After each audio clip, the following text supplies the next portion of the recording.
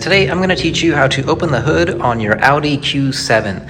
So step one, you want to go to the driver's side door, go ahead, open it up, and right down here you want to pull the hood release just one time.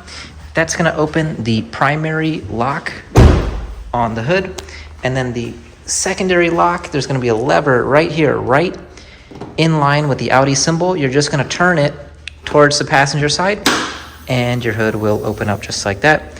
And there you go. That's what the lever looks like, the secondary lock. You just want to turn it like that and open it up, and you can actually see right here, when you twist it, both of them opening up right there. They click into those right there. All right, there you have it. Very quick, short little video. Hopefully this was helpful for you. If it was helpful for you, please give me a thumbs up down below and consider subscribing, and I will see you guys all next video. Take care. See ya. Bye.